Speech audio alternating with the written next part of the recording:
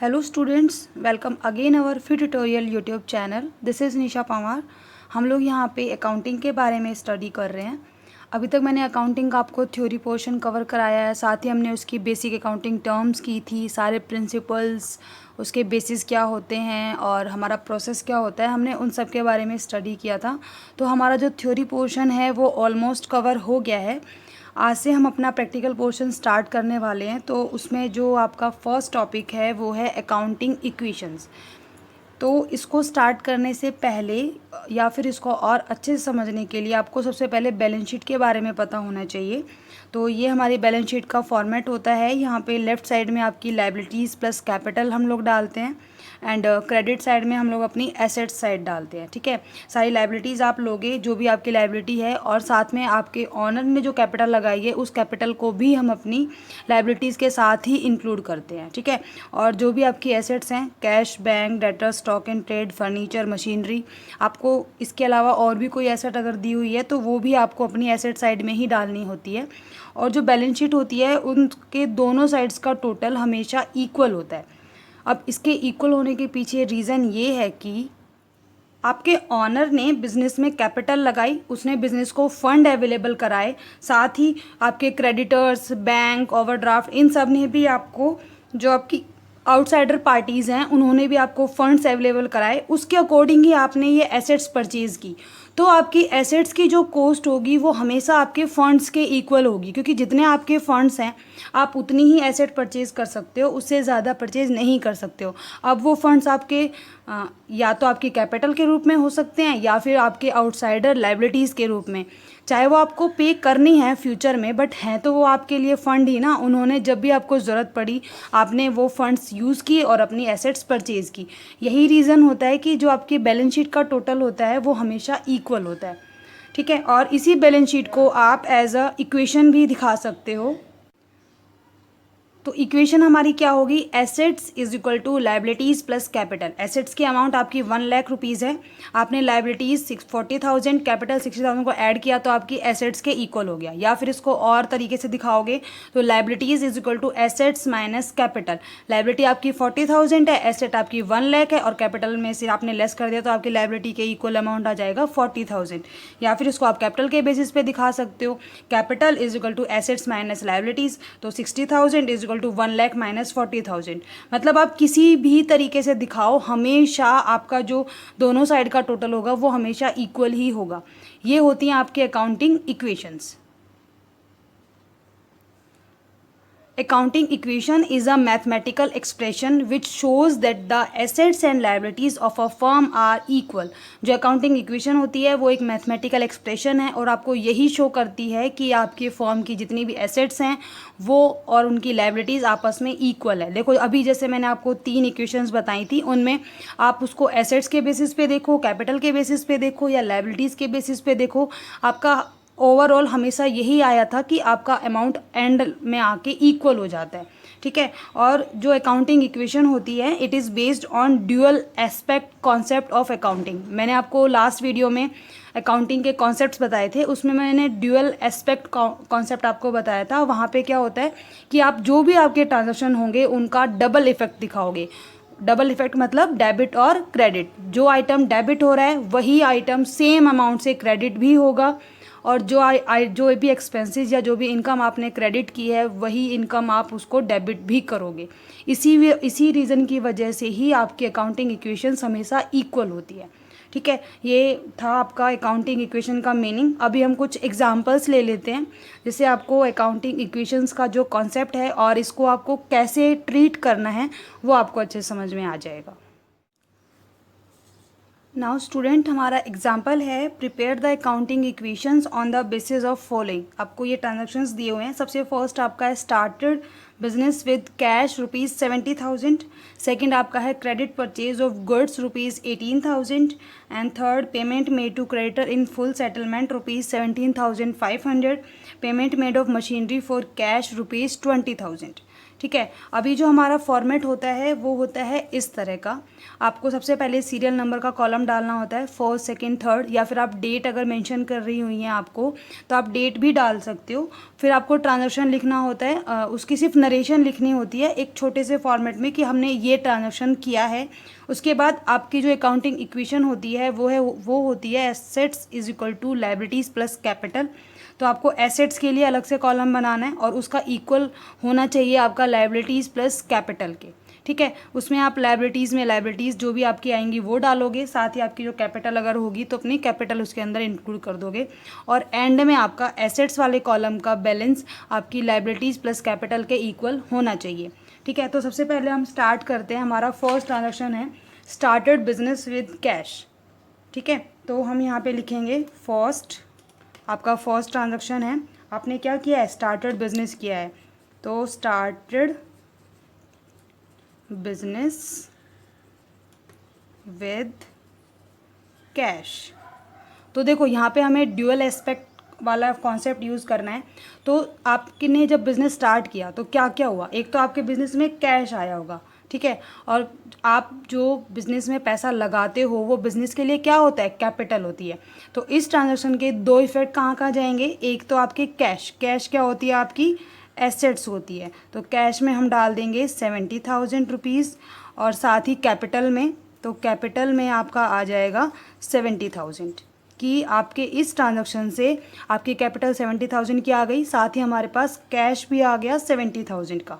अब हमें टोटल करना होता है, हम लोग साथ के साथ टोटल करते चलेंगे हर ट्रांजैक्शन का, ठीक है।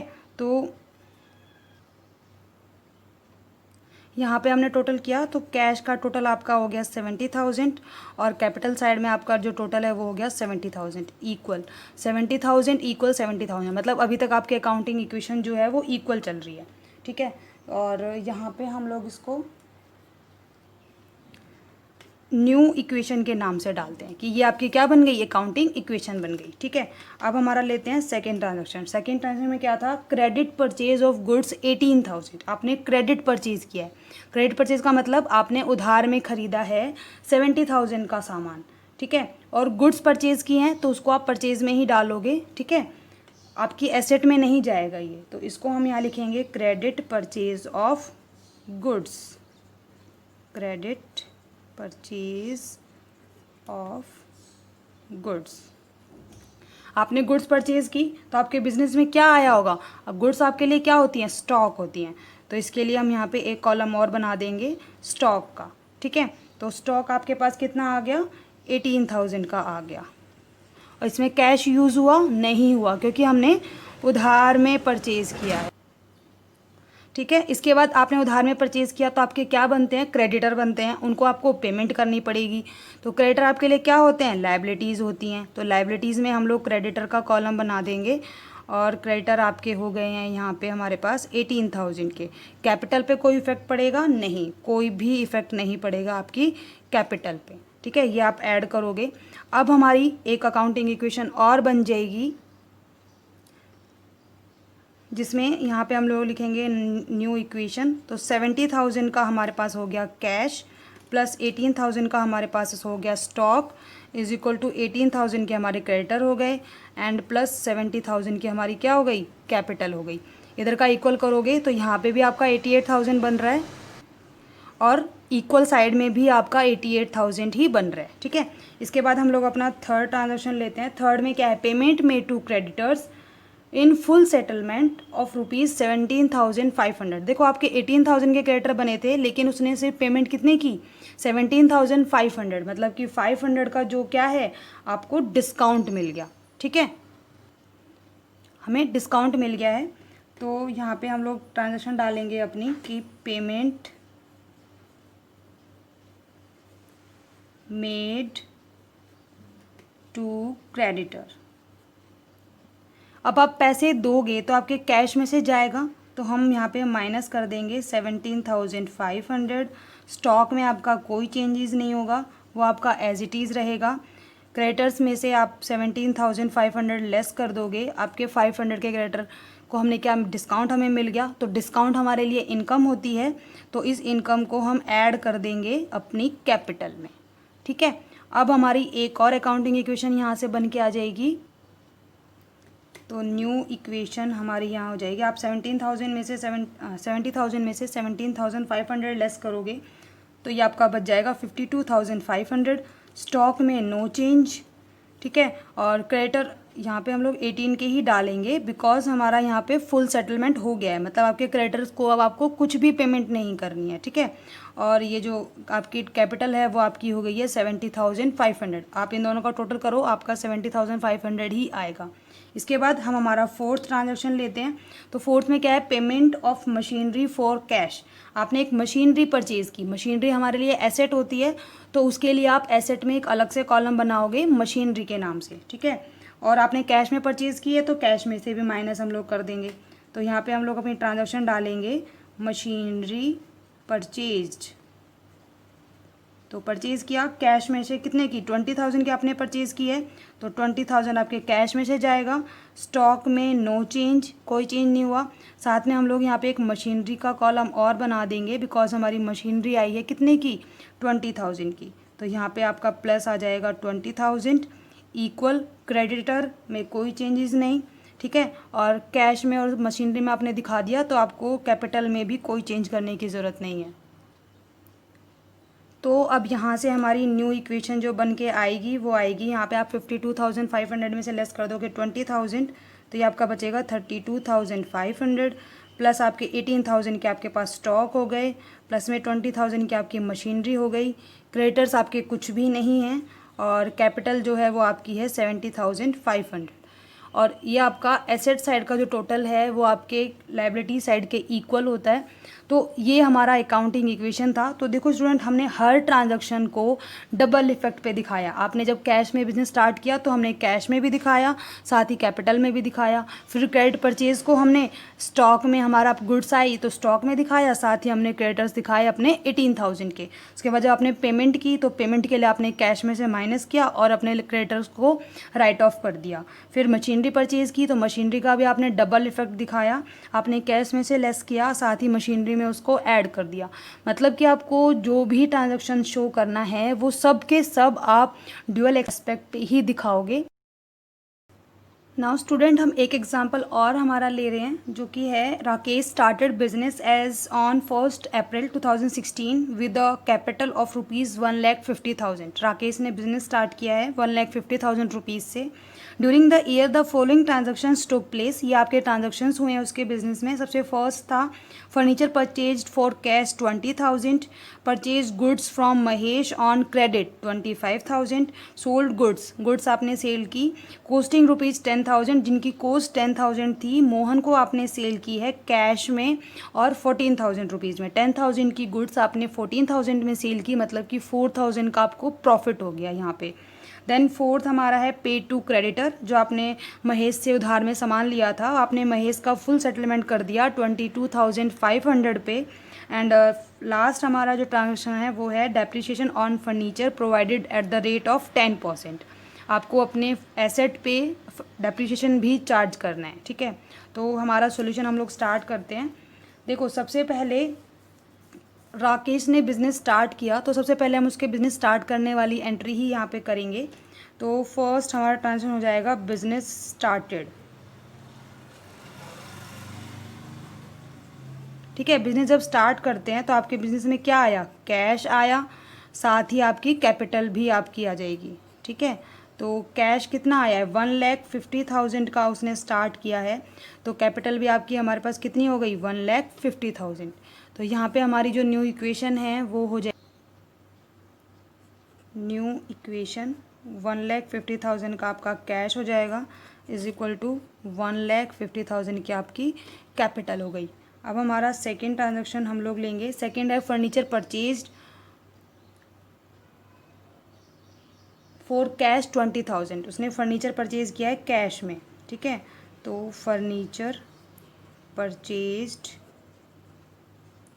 अब देखो कैश में ख़रीदा 20,000 का, तो कैश में से आप 20,000 माइनस कर दोगे, साथ ही आपकी यहाँ पे एसेट इंक्लूड हो जाएगी फर्नीचर के नाम से, ठीक है। तो फर्नीचर के नाम से आपकी एसेट आप यहाँ पे डाल दोगे 20,000 रुपीज़। और इससे लायबिलिटी और कैपिटल पे कोई इफेक्ट नहीं पड़ेगा क्योंकि आपने कैश में परचेज़ किया है, तो लायबिलिटीज़ भी आपकी ज़ीरो रहेंगी और कैपिटल भी आपकी ज़ीरो रहेगी।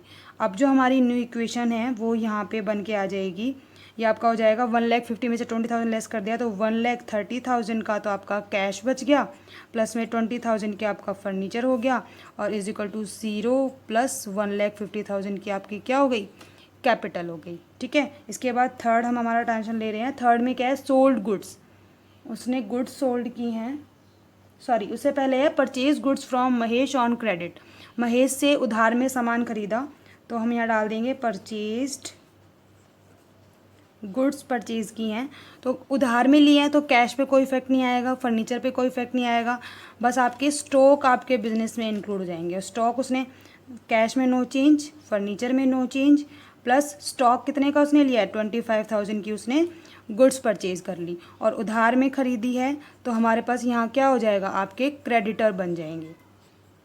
क्रेडिटर कितने के बन जाएंगे, 25,000 के, यहाँ इक्वल नहीं डालेंगे। ठीक है, प्लस ये आपकी हो गई कैपिटल नील। अब जो हमारी न्यू इक्वेशन है वो हो जाएगी 1,30,000 का हमारे पास कैश है, 20,000 का हमारे पास फर्नीचर है, प्लस 25,000 के हमारे पास स्टॉक हैं, इज इक्वल टू 25,000 के क्रेडिटर प्लस 1,50,000 के हमारे पास क्या है, कैपिटल, और यहाँ पे ये दोनों का टोटल आपका इक्वल है। ठीक है, इसके बाद फोर्थ हमारा ट्रांजेक्शन है कि सोल्ड गुड्स कॉस्टिंग 10,000, उन्होंने गुड्स सोल्ड की हैं,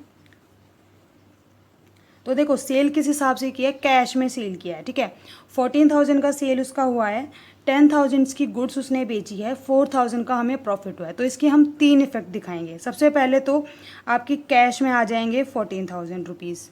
ठीक है, फर्नीचर में नो चेंज, स्टॉक में से भी आप माइनस कर दोगे, आपका 10,000 का आपने स्टॉक जो है वो सेल कर दिया, तो स्टॉक में से लेस कर दोगे, साथ ही क्रेडिटर में कोई चेंज नहीं आएगा आपका, और जो कैपिटल है उसमें आप ऐड कर दोगे अपना प्रॉफिट, कितना, 4,000 का प्रॉफिट, मतलब कि इस जो ट्रांजैक्शन पे आपने 10,000 का सामान 14,000 में बेचा तो आपको 4,000 का क्या हो गया, प्रॉफिट हो गया। अब हमारे यहाँ पे न्यू इक्वेशन है वो जो बन के आएगी, ये आपकी हो जाएगी 1,44,000 का हमारे पास कैश है, प्लस में 20,000 का हमारे पास फर्नीचर है, और स्टॉक हमारे पास बच गया सिर्फ 15,000 का क्योंकि 10,000 का हमने बेच दिया, और इक्वल क्रेडिटर पे हमने कोई चेंजेस नहीं किए, प्लस में आपकी जो कैपिटल है वो हो गई है 1,59,000 की। ठीक है, ये हमारी न्यू इक्वेशन बन गई। इसके बाद लास्ट हमारा ट्रांजेक्शन है डेप्रिसिएशन, आपने चार्ज किया है, तो डेप्रिसिएशन हम लोग एसेट पे चार्ज करते हैं और साथ ही ये हमारे लिए एक्सपेंसेस होता है, तो इससे देखो कैश पे तो आपके कोई इफेक्ट नहीं जाएगा क्योंकि आप कैश में पे नहीं करते हो कभी भी डेप्रिसिएशन, आप अपनी एसेट्स में से लेस कर दोगे। जो आपकी फर्नीचर है तो आपको 10% प्रोवाइड करना है, तो 20,000 का 10% आपका हो जाएगा 2,000। ठीक है, स्टॉक में नो चेंज और क्रेडिटर में नो चेंज, और जो डेप्रिसिएशन आपका 2,000 का है वो हमारे लिए एक्सपेंसेस है, तो हम हमारी कैपिटल में से भी उसको लेस कर देंगे।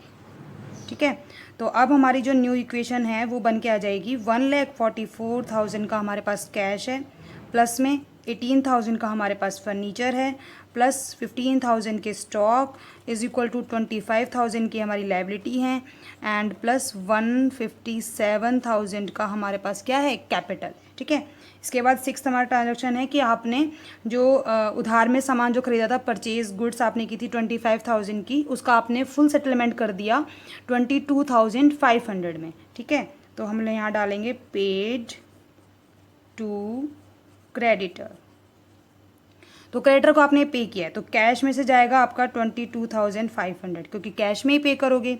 ठीक है, फर्नीचर में नो चेंज, स्टॉक में नो चेंज, हाँ क्रेडिटर आपके कम हो जाएंगे क्योंकि क्रेडिटर का आपने फुल सेटलमेंट कर दिया, तो ये आपके पूरे के पूरे आप इसमें से माइनस कर दोगे, और जो आपको डिस्काउंट या आपको मिला है बैलेंसिंग अमाउंट, तो 25,000 में से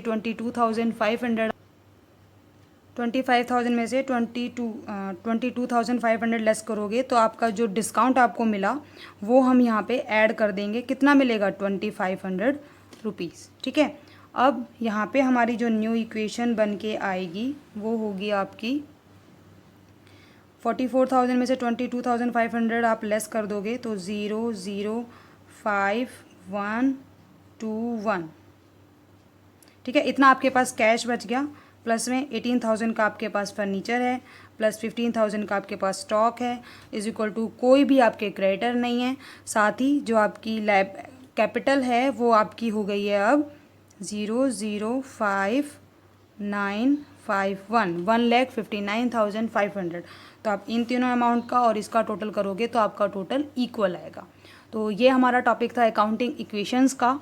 इसके बाद इसमें कुछ एडजस्टमेंट्स हैं, जैसे कि अगर आपके आउटस्टैंडिंग एक्सपेंसेस हो जाते हैं या फिर प्रीपेड एक्सपेंसेस हो जाते हैं, आप कोई इनकम एडवांस में रिसीव कर लेते हो, ठीक है। तो इन सब जो एडजस्टमेंट हैं उनसे रिलेटेड टॉपिक जो है वो हम हमारी नेक्स्ट वीडियो में डिस्कस करेंगे।